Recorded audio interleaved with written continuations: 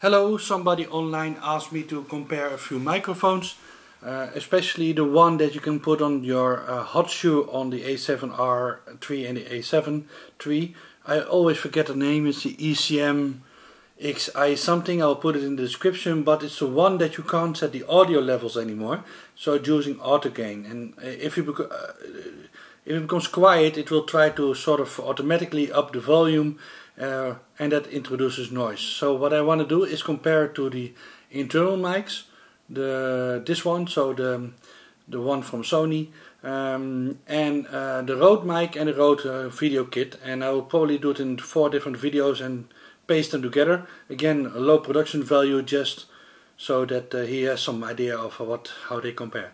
So the first thing what I will do is I will probably sit off axis about 1 meter away and then about 2 meters away and give you an idea of what it does.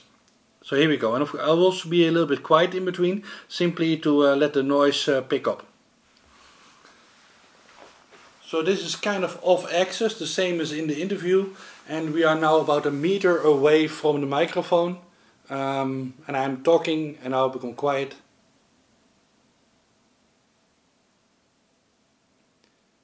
So we move to 2 meters, probably more. So here we are, about 2.5 meters away, it would be my guess. I'm just talking normally and be quiet again. Now this room, while I'm walking back, is very quiet, so it will gain to refine the noise up the level again. So this is the first one, which was the one that goes in the hot shoe. So next one I will just do the internal microphone and yeah, put the levels in a normal place and then do the same thing. So part 2 of the test. I'm not sure what the volumes are, it's probably okay if I look at it. So here we go again, these are the internal mics of the A7R3. Again, about 1 meter away, talking, being quiet, talking again, being quiet. Okay, go to 2 meters.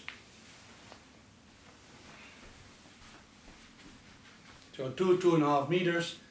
Here we are again, talking and being quiet.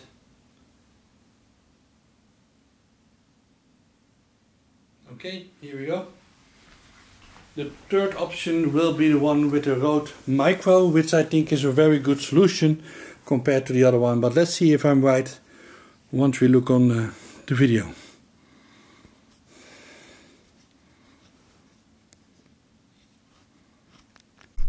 So this is going to be the Rode Micro, the small one that you can put on top of your camera. So here we go again.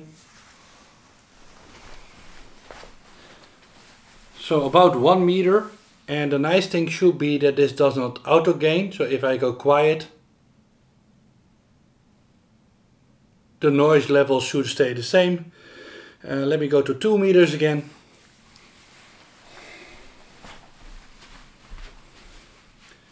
So here we go again. I'm again off axis, about the same as in the interview that I have seen. So I'm just talking regularly, and I'm now about, I would guess, 2.5 meters away from the camera. Of course I can't see the display, so I can't adjust the levels, but it should give you an idea. So walking back to the camera, here we go. So here we are.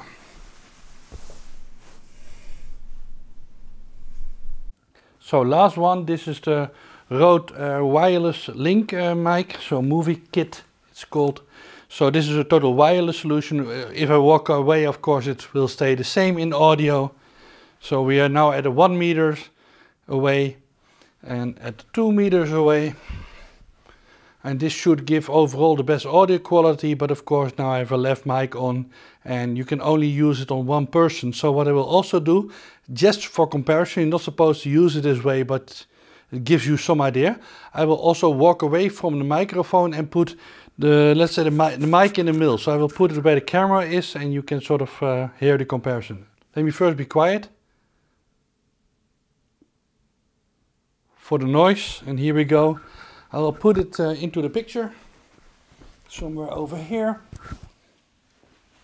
Aim it. It's not supposed to be used this way, but it'll give you an idea. So again, at about a meter, I'm now talking into this small left mic, which is now about a meter away from me.